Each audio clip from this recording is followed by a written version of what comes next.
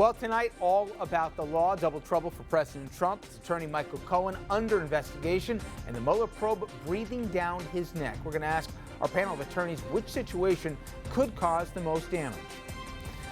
Then Sandy Hook parents suing Alex Jones for defamation because the conspiracy theorist has called the shootings a hoax. We're going to ask our panel if they have a case. Also, Starbucks in damage control.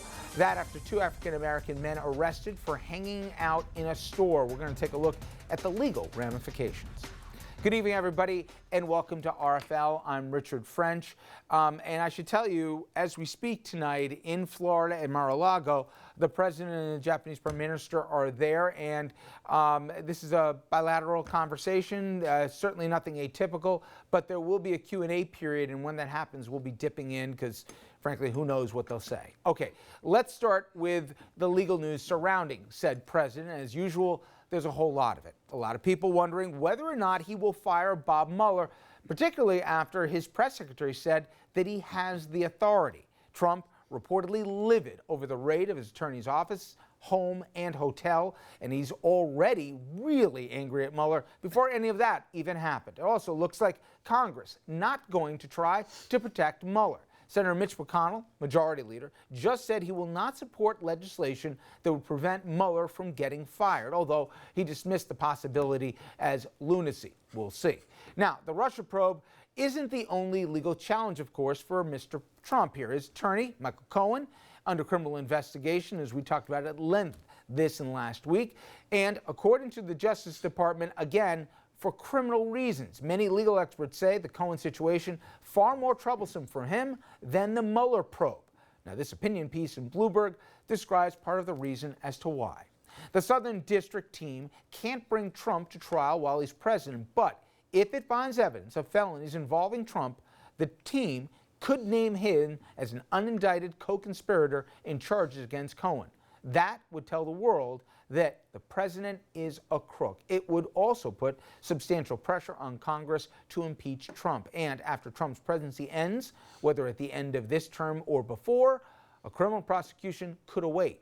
The prospect of a trial would loom over whatever time in the presidency Mr. Trump has left. Now, the Cohen situation brings up a lot of questions as it relates to client and attorney privilege. The president said it is now dead, that's his words, after his attorney's office, as I said, was raided by the feds. Now, the Fox News host Sean Hannity, not only a big protector of the president, but he's now saying the same thing, albeit for a different reason. The court disclosed that Hannity was mystery client number 3 of Mr. Cohen. Here he is on his own radio show. I never gave him a retainer. Never received an invoice, never paid any fees. You know, I might have handed him $10. I definitely want you attorney-client privilege on this. Okay, so he wants attorney-client privilege, $10. We'll talk about that with the attorneys in a second. But Handy also went on his TV show the same night, and let's just say there isn't a consistent message here. Michael Cohen never represented me in any legal matter.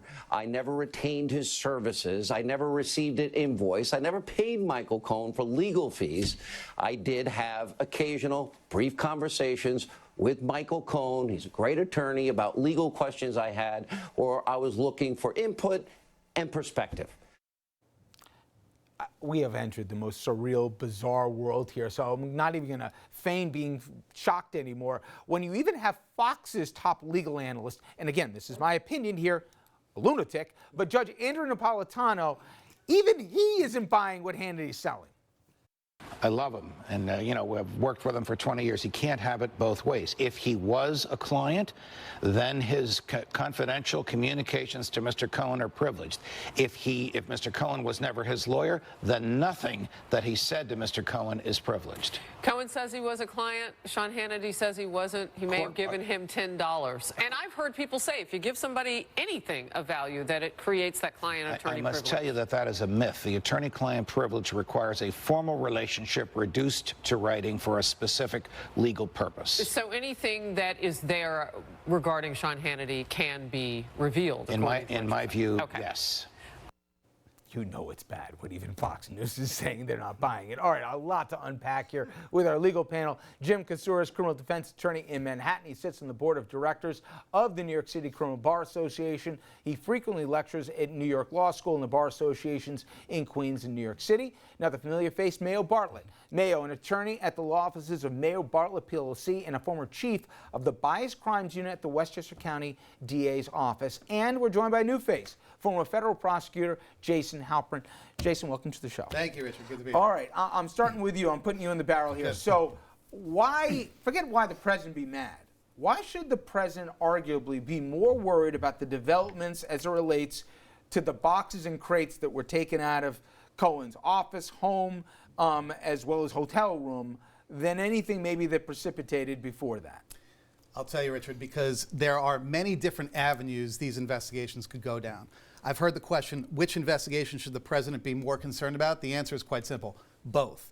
He's got serious concerns on the Russian front. He had Mr. Kushner and Donald Trump Jr. in meetings with the Russians in the summer of 2016. That's highly concerning. We have not heard as much publicly about what's happening recently with that investigation. The Cohen search last week was a watershed moment, and in the history of the Trump presidency, it could go down as a watershed moment. The hoops that the Justice Department has to go through in order to get a search warrant, as Jim and Mayo know very well, of an attorney's offices, of an attorney's home and hotel are monumental.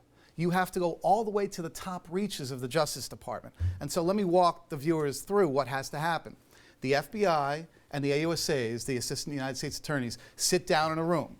They set forth all the information in an affidavit setting forth why they think there's probable cause to search certain items and search certain locations to find probable cause that crimes have been committed. In a search of an attorney's office, because the attorney-client privilege is considered so sacrosanct, you have to get approval from the top reaches of Main justice in Washington. They did that. In this case, apparently, the Deputy Attorney General himself, Rod Rosenstein, approved the search warrant affidavit. You then have to go to a neutral third party, a federal judge. Usually it's a federal magistrate judge, sometimes it's a district judge. In this case, it sounds like it was a magistrate judge. That judge has to read the affidavit, approach it with a completely impartial approach, and determine independently that there is in fact sufficient evidence to find probable cause. And do they also have to establish, we got to go in now because we're concerned he may destroy the evidence? That's definitely... Or not turn it over? Absolutely. That's definitely a reason why you wouldn't just cut a subpoena, right? To cut a subpoena, you don't need, generally, you don't need court approval. You can just issue it as a prosecutor on behalf of the grand jury. But the problem is if I send you a subpoena, you have an opportunity to destroy documents, to destroy records, to destroy evidence. Whereas if the FBI is knocking at 3 locations and there are 3 search teams going into the hotel, the offices, and his apartment at the same time, there's no opportunity for destruction of evidence. I also have to add, that judge looking at this particular warrant application, given the magnitude and the publicity and the historical nature of it, is reading it with a fine-tooth comb. And so I couldn't agree with Jason more. Whatever was in that warrant not only was vetted at the top of justice, you had a magistrate looking at it and didn't just sign it willy-nilly. Let me get to item number 2 here. So, Cohen, explain to the audience why it was so important that he's trying to say he didn't just have Trump as a client, he had multiple clients, including the third client that he claimed was Sean Hannity. Let's not even deal with legitimacy as to whether or not Hannity was or wasn't a client for a moment. Why is he trying to impress here that he's not a businessman, he's an attorney? Well, because when you have a situation where documents and items are seized that may have privileged documents in there, privileged communications, there's a procedure that's followed before the agents and prosecutors who issued the warrant or who asked for the warrant can look at these things.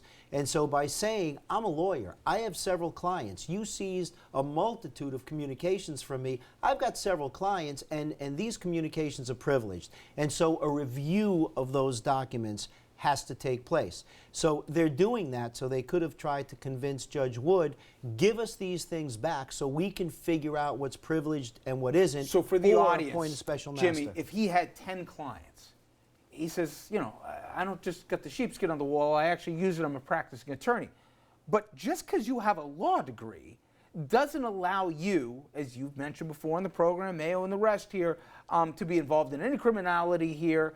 And moreover, if you can't prove you're a functioning attorney, then basically you're doing business deals. And that now all of a sudden changes this privilege aspect. Well, the crime fraud exception is one that allows you to pierce the attorney-client privilege. But if he's not even a really practicing attorney, you don't even have to get to that level here because he's really just a fixer or a business guy. But he is an attorney. He does have clients, so he says. We know that President Trump was his client, so at least to some extent he is practicing. But by expanding the client list and by expanding the potential multitude of documents and communications that were seized that could be subject to the privilege, he is delaying the review of those documents until they can be reviewed. One more question, and then I want to talk about Hannity with Mayo.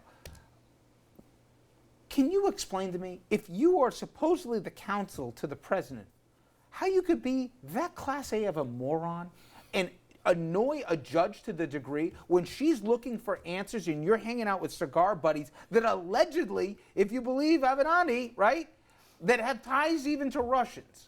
You know, no, really. No, listen, it doesn't. I mean, you've had numbskull clients, but he's the attorney. There is no worse look that one can imagine, but I will tell you where he is lucky. Judge Wood is going to ignore that. She is going to follow the law. She is going to do what's right, irrespective of those types of things. And Jimmy's talking about Kimball Wood. There's no doubt about that. Who is, by almost every standard, there's no higher integrity you can look for. All right.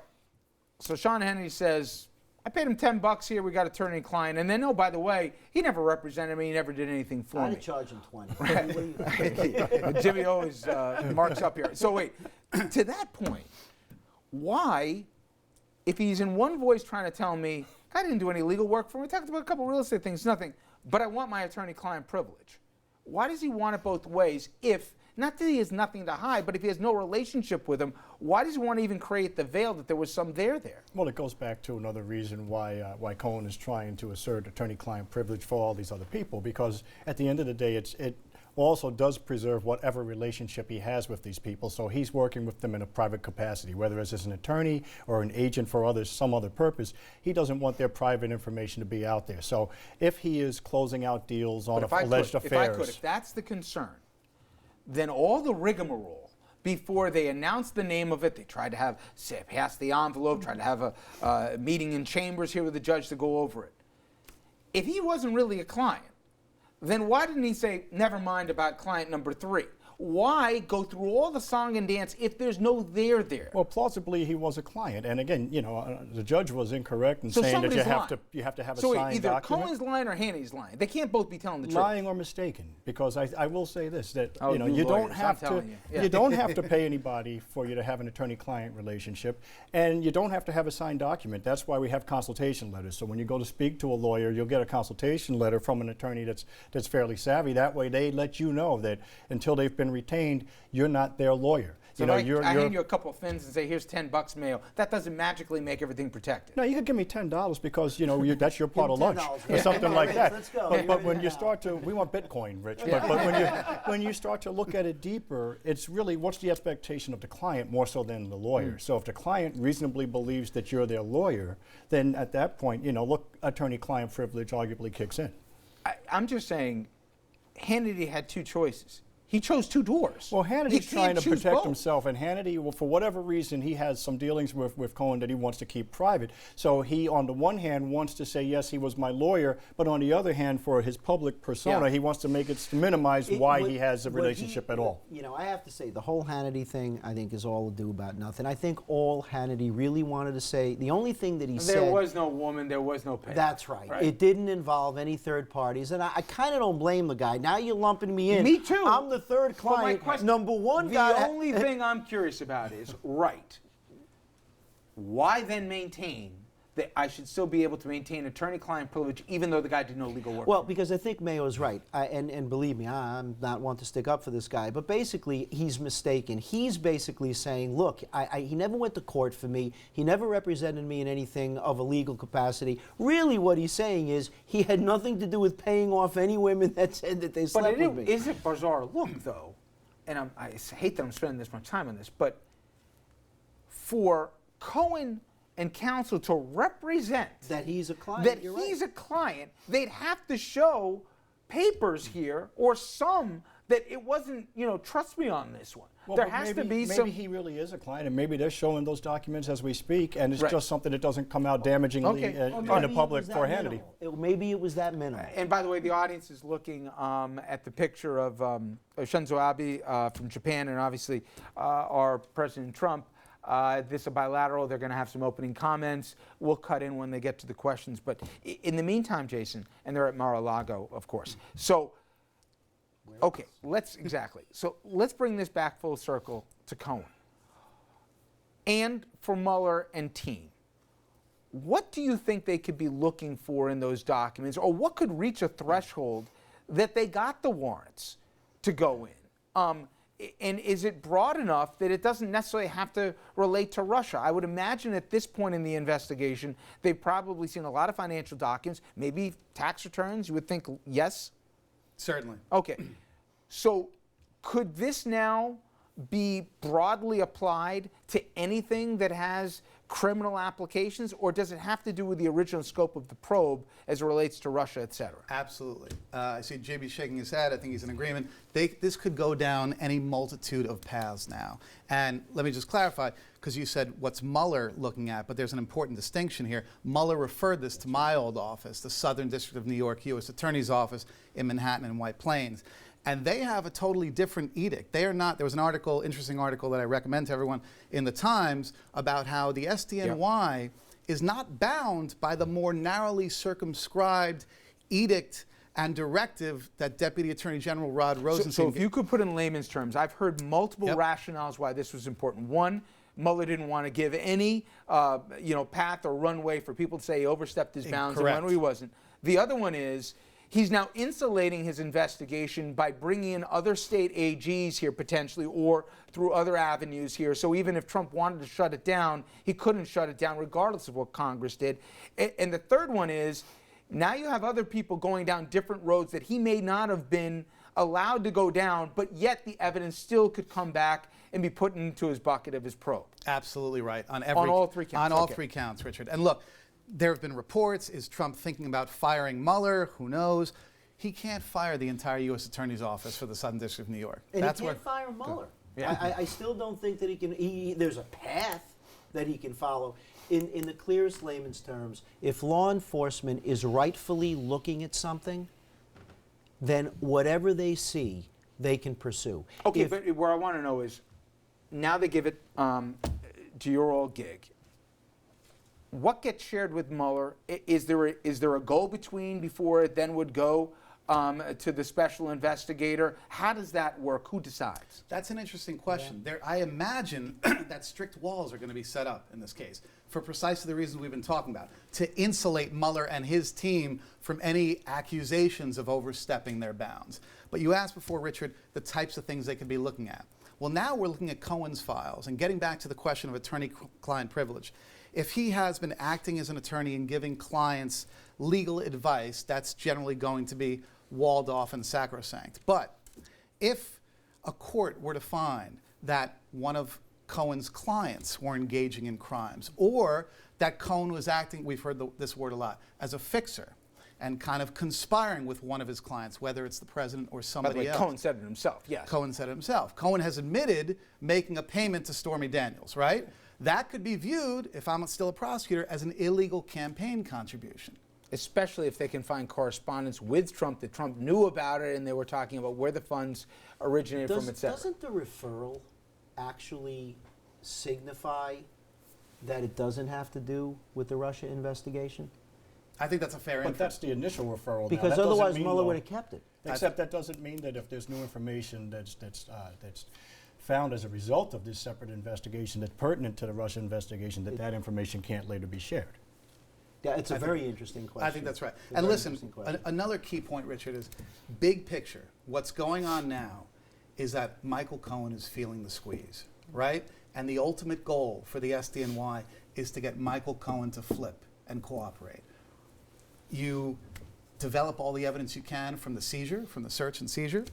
You figure out what potential charges could be brought against Michael Cohen, and you use it as leverage. And you say, look, here's X, Y, and Z potential charges we have against you. You're going to cooperate, or else you're looking at a lot of jail time. And we've heard the reports. But Jason, if I could, so you got 3 balls, a lot more than that juggling. He's got the obstruction probe. He's got, oh God, what am I drawing? The Russian no, there's 2. There's obstruction and there's Collusion. Collusion. Thank you. And now all of a sudden we have this new matter that Cohen falls under.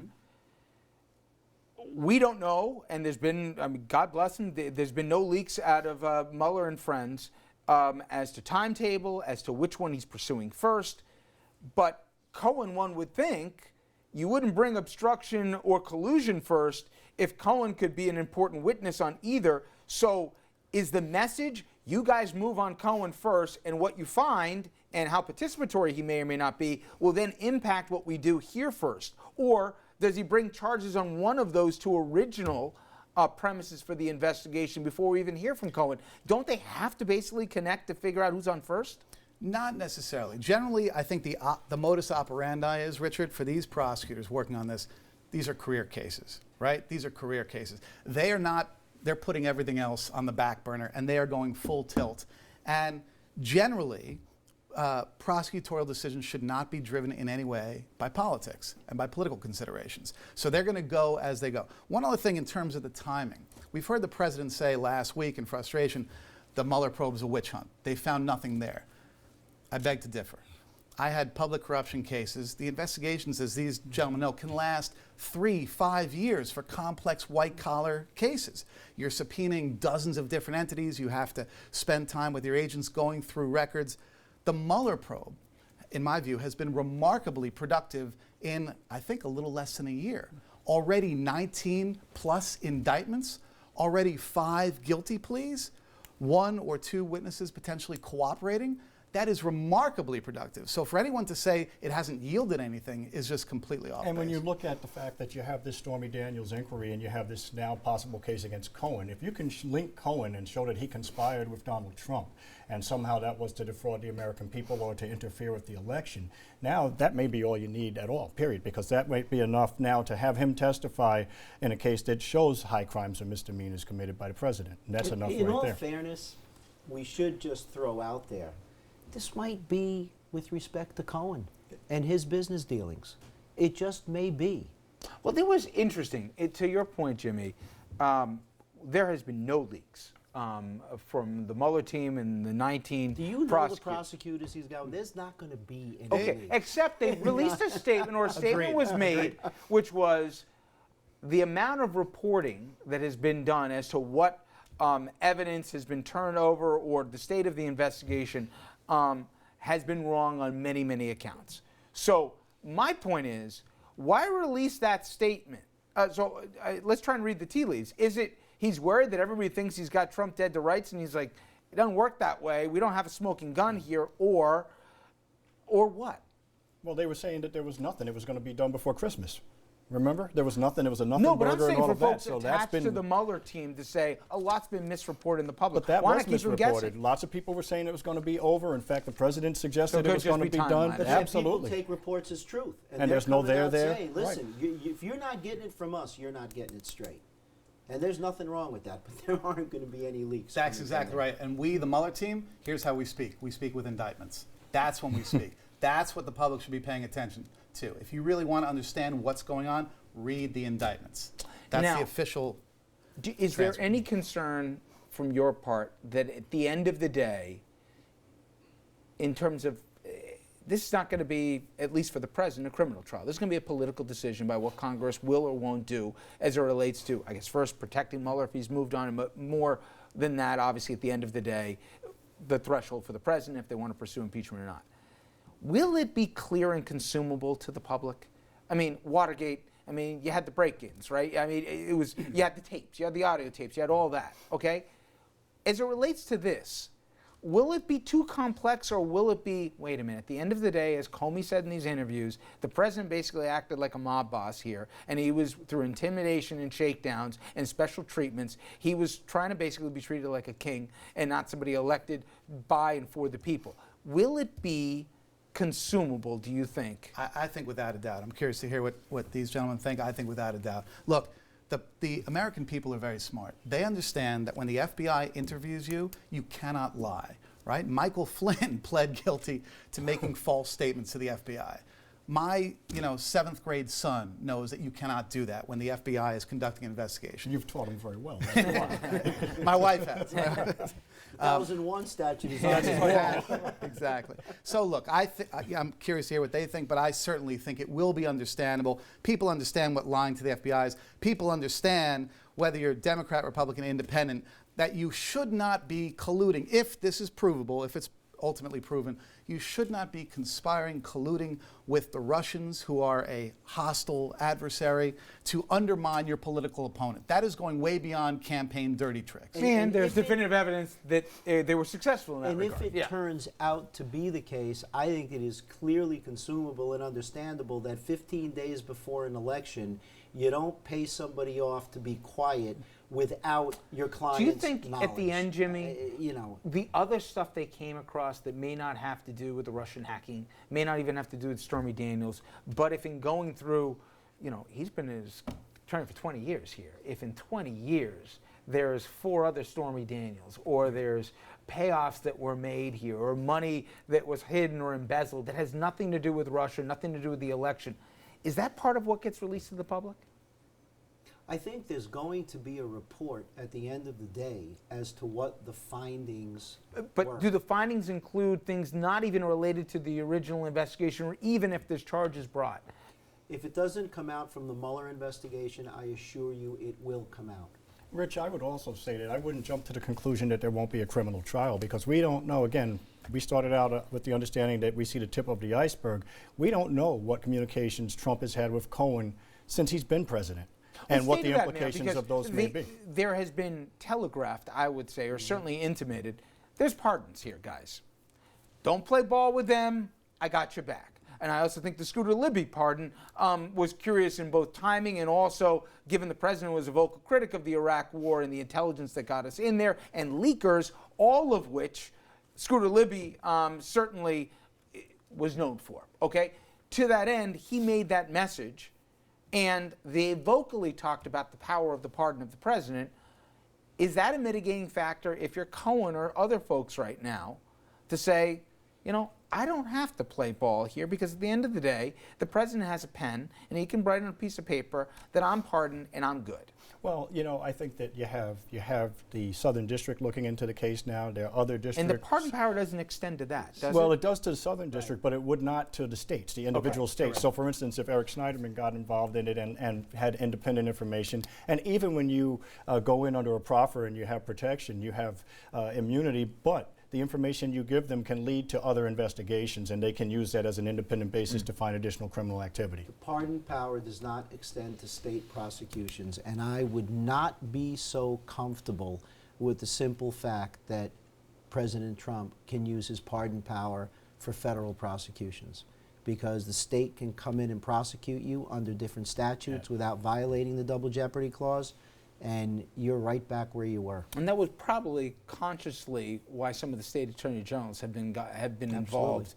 tangentially or to a degree. Without a doubt. I also think that if that happened, if the president tried to pardon Michael Cohen or whoever else it was, prejudging the case, there would be such an uprising and such outrage even among Congress. You see Senators Lindsey Graham, McCain, others standing up and saying, wait a second, let Mueller finish his job. He's nowhere near done. This has right. I do think it's interesting, though. They have the ability, and maybe with even override protection, they could have basically created legislation that wouldn't even be an option on the table.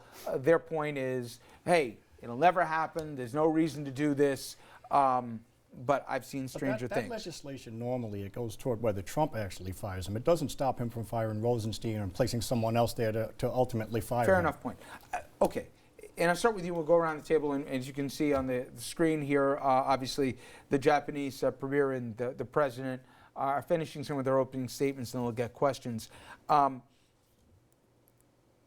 Jason, we have heard from the commander-in-chief that there is no more attorney-client privilege. The Justice Department is basically corrupt. We have witch hunts going on in this country. He's questioned the credibility of not only the leadership, but of the FBI, basically the judiciary branch. Are you, and don't give me the half-full answer, you're down deep, because these are a lot of colleagues of yours still there. Has he caused irreparable damage, or conversely, has he stiffened the spine of the people that are not only there, and when this is all said and done, the public will have a choice to say who wears the white and the black hat? I think there's definitely a lot to that. Look, let me just tell you, I worked in the U.S. Attorney's Office for 11 years. I worked closely with law enforcement agencies from the FBI, DEA, ATF. These are some of the most hardworking, diligent, conscientious, professional people you will ever meet. They could all be probably making a lot more money in the private sector. They choose to serve the public, and they're doing it for the right reasons. And could you tell the audience one thing that I hear, which is people laugh at me when I say, well, how about who they voted for? Like, we never talk politics. It never once came up, and if somebody did it, they'd get a look like you don't belong in the room. Absolutely right, 100%. Look, I'm a registered Democrat. When I was in the U.S. Attorney's Office, I prosecuted Democrats, I prosecuted Republicans, I prosecuted independents. You literally check your party allegiance at the door, and it has zero factor when you're making decisions about who to prosecute. Absolutely. And you've been on both sides. You're a former prosecutor yourself. Absolutely. I think that it's not going to affect anybody's resolve. How about the belief of the public, though? You know something, I don't even know what the answer to that is anymore, because I see all of these allegations coming, and it seems like the base doesn't care. You know, I think the public is tired of the back and forth, and I think that once we get some results that are clearly delineated here, that's when you're going to be able to judge the public reaction. One of the things I've found fascinating is that when you had people protesting against police brutality, people like Donald Trump were saying that you were anti-American, you hated freedom, and you should leave the country. There should be no rights. You shouldn't have any rights, you know, at all.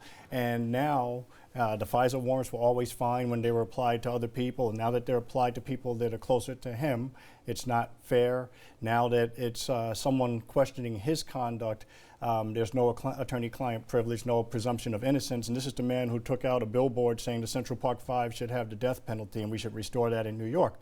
So I think that there can be no greater harm to law enforcement than to have the commander-in-chief at every opportunity question whether it actually functions properly and question the entire judicial system. And Black Lives Matter doesn't do that. They talk about particular instances, individual officers. They don't say the entire department or all police.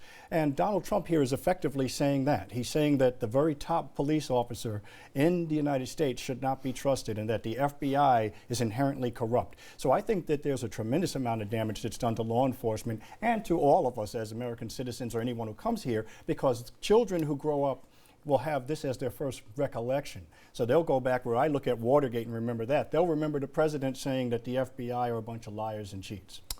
We are going to take a quick break here. When we come back, we're going to hopefully hear from the president. I've been killing our producers. We haven't taken a break, and we're already past the half-hour mark here waiting for the president to speak. We'll have more on that on the other side of this.